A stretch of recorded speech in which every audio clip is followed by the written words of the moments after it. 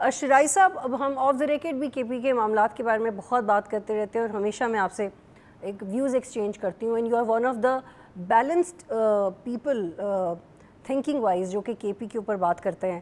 اگر ہم یہ مان لیں کہ پولیٹیکل فرسٹریشن کی بنیاد پہ مولانا نے یہ کیا ہے تو مولانا کچھ اور بھی کر سکتے تھے. وہ یہ بھی تو کر سکتے تھے کہ جو فار ایگزامپل 28ویں ترمیم ہے اس کے رستے میں کوئی مشکل کھڑی کرتے، یا پہلی والی ترامیم میں ان کو وہ کرنا آسان نہ ہوتا. انہوں نے یہی بات کیوں پک کی؟ اس سے یہ ڈاؤٹ ہوتا ہے کہ شاید ان کا مقصد کچھ اور ہے، کیونکہ صرف پولیٹیکلی ریلیونٹ رہنے کے لیے تو مولانا کے پاس اور بھی راستے تھے اور ہیں بھی. انہیں اتنی سخت بات کرنے کی ضرورت نہیں تھی.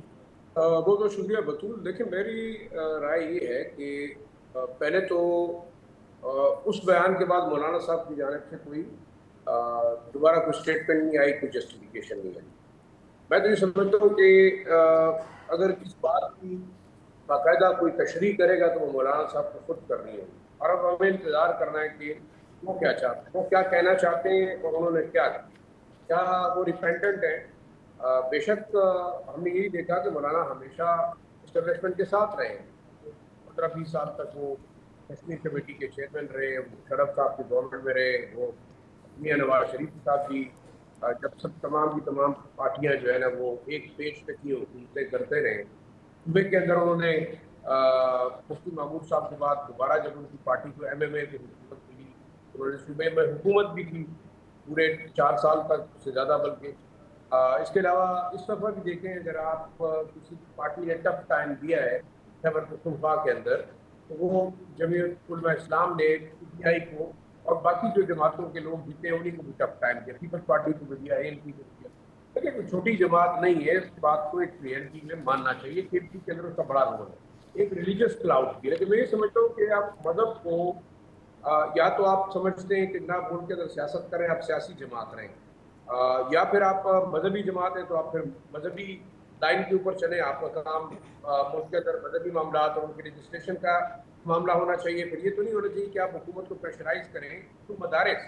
اور مولانا صاحب سے زیادہ خطرناک کام جو میں سمجھتا ہوں کہ انہوں نے کیا شہداء کے حوالے سے، اور اس کے اوپر وہ شاید ان کی جماعت کا یہ موقف ہے کہ یہ مس انٹرپریٹ کیا گیا. اب انٹرپریٹیشن کون کرے گا؟ ان کے خلاف کیس دائر ہوں گے، وہ عدالت میں آئیں گے، نہیں آئیں گے، وہ اسمبلی کے اندر آئیں گے، اور اس چیز کو ایکسپلین اگر کوئی کرے گا تو مولانا صاحب خود کریں گے. ہماری کسی پارٹی کے لوگوں سے بات ہوئی ہے، ان کا یہ کہنا ہے کہ شاید یہ چیزوں کو ٹویسٹ کیا جا رہا ہے، ان کے خلاف کیمپین کی جا رہی ہے. لیکن میں آؤں گا عبدالغفور حیدری صاحب کے ایک آڈیو میسج کی جانب، وہ مجھے ان سے زیادہ خطرناک نظر آ رہا ہے. وہ کیا ہے؟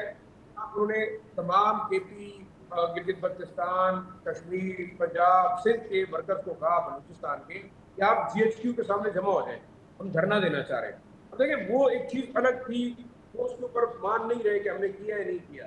اب جی ایچ کیو کے سامنے دھرنے کا مطلب کیا ہوا کہ they want to do another by 9، اور اس کے بعد پھر ہم بار بار کہیں گے جناب معافی مانگی، نہیں مانگی، غلط مانگی، ٹھیک مانگی، اس طریقے سے مانگنا چاہیے تھا، عدالت میں مانگنا چاہیے. تو ایک نیا ہم کہتے ہیں کہ نیا نیریٹو بلڈ شروع ہو جائے گا اور ہم کلیش کی طرف جائیں گے. دوسرا میں آپ کی بات کی طرف آتا ہوں کہ مولانا صاحب نے کیا تھا. دیکھیں کچھ چیزیں تو بالکل واضح ہیں کہ مولانا صاحب از ڈسکنٹنٹ. آپ نے ان کو پی ڈی ایم کا سربراہ بنایا، آپ نے طریقے سے آپ کی گورنمنٹ واٹ ایور، چاہے اس کے آپ ان ہاؤس چینج لائے یا ان کے خلاف لو کانفیڈنس لائے، جو بھی طریقہ ہوا مولانا کا بڑا رول رہا. پھر پی ڈی ایم کے صدر کو پاکستان کا صدر ہونا چاہیے تھا، آپ نے نہیں بنایا، کی ناراضگی ہے. پھر آپ دیکھیں جس طریقے سے ان کا خیال ہے کہ فارم 45-47 والا معاملہ ان کے ساتھ بھی ہوا ہے. لیکن اب بڑے مزے کی بات ہے کہ تحریک انصاف سے وہ الیکشن ہارے ہیں کے پی کے اندر. بلوچستان میں ان کو ایک فارم 45-47 کے معاملے میں ایک سیٹ دے دی گئی کہ مولانا صاحب کو جو ہے وہ چپ کرایا جائے. وہ بھی جانتے ہیں کہ بلوچستان کے اندر کس طریقے سے ان کو جتوایا گیا ہے یا وٹ ایور جو رزلٹ آیا ہے. اب سوال یہ پیدا ہوتا ہے کہ سیاسی جماعتیں ہمیشہ جب وہ ایک پیج پہ ہوتی ہیں تو انہیں تمام چیزیں بڑی اچھی نظر آتی ہیں، لیکن وہ جب دوسرے پیج پہ آ جاتی ہیں تو انہیں مخالفت نظر آ جاتی ہے.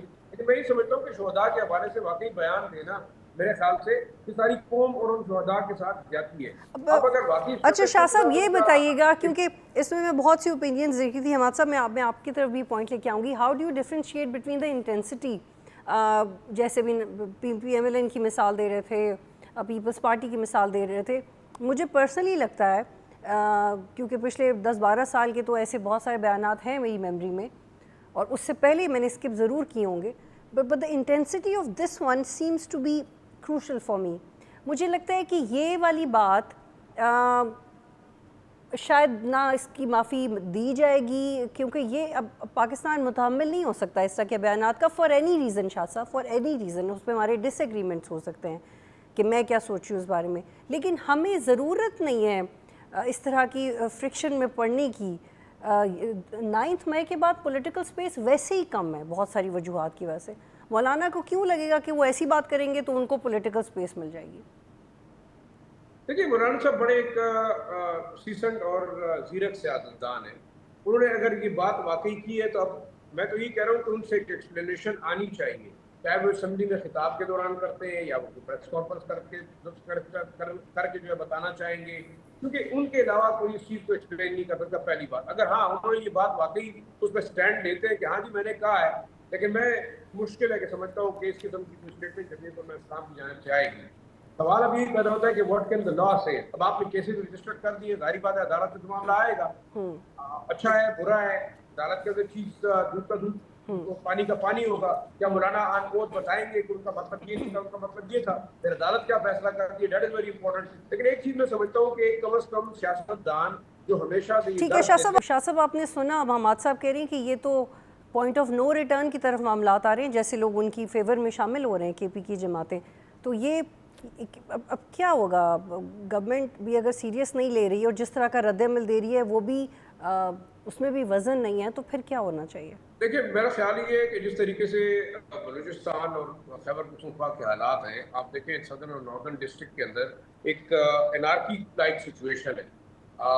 مطلب ہے آپ کو انٹرنل ایکسٹرنل دونوں تھریٹس آپ کو درپیش ہیں. دوسرا آپ کے ایسٹرن ویسٹرن بارڈر کے اوپر دیکھیں، ایران کے حالات دیکھیں، اور پھر آپ کے مشرقی بارڈر کے اوپر آپ کا ایک دشمن آپ کے لیے تیار بیٹھا ہوتا ہے. دیکھیں ہم یہ ذرا کھل کے بات اگر ہم کر لیں کہ کیا ہم اس پولرائزیشن کے اندر اپنی سیاست کے اندر فوج کو انڈرمائن کریں گے؟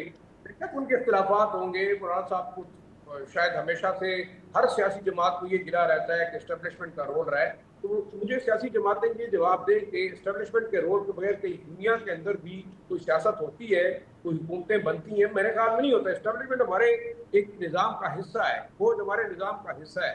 آپ نے کو ایک پیرلل ایک نظام ہے، ایڈمنسٹریٹو نظام فوج کے اندر بھی ہے، اسٹیبلشمنٹ کا بھی ہے.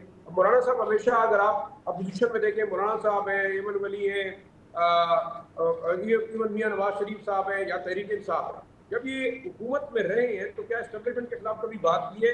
کیا کبھی فوج کے خلاف بات کی ہے؟ نہیں کی. ایک کلچر ہمیں یہ بھی ختم کرنا ہوگا. دوسرا دیکھیں ایک بڑا عجیب سی بحث یہاں پہ ہوتی ہے کہ بلوچستان کے اندر جو اس وقت حالات ہیں اس کو ریزالو کرنے کی بجائے آپ ایک فریق کو بلیم کرتے، وہاں لوگ آپ کے جھنڈے کو نہیں مانتے. آپ کے میں کل ایک بلوچ ٹیررسٹ کی جو اس کا انٹرویو میں سن رہا تھا، شاہدہ بلوچ صاحبہ کا، وہ کہہ رہے ہیں کہ جناب آپ کا تو نہ مذہب ہے، آپ کا نہ دین ہے، نہ آپ کی قوم ہے، تو آپ کے خیال سے صرف جس قوم سے وہ تعلق رکھتے ہیں وہ کیا وہ پوری پاکستانی قوم کو گالی دے رہے ہیں؟ تو آپ مجھے یہ بتائیں کہ اس کو تو آپ نہ تو سیاسی جماعتیں کنڈیم کر رہی ہیں، نہ وہ مذہبی جماعتیں کنڈیم کر رہی ہیں، نہ پختون جماعتیں کنڈیم کر رہی ہیں. ہو کیا رہا ہے؟ لیکن سمپل ہے دیٹ، یا تو پھر آپ ایک کام کریں، آپ ان تمام لوگوں کو حکومت میں ڈال دیں، یہ خوش رہیں گے. آپ ایک نیشنل گورنمنٹ بنا لیں، مولانا صاحب کو بٹھا دیں، ایمن ولی کو بٹھا دیں، پی ایم این این کی لیڈرشپ بھی ہو، تحریک انصاف کی لیڈرشپ بھی ہو، اور آپ اس کو کہیں کہ چلے ملک چلا کے دکھائیں. پھر آپ ملک کو کیسے چلائیں گے؟ پھر آپ کیا کریں گے جب آپ ایک ملک کے اندر ایک بالکل؟ اور آپ مثال دے رہے ہیں، یہ تو پولیٹیکل پرائرٹیز کی بات ہے. بہت شکریہ. سبسکرائب کریں اور بیل دبائیں تاکہ کوئی خبر رہ نہ جائے.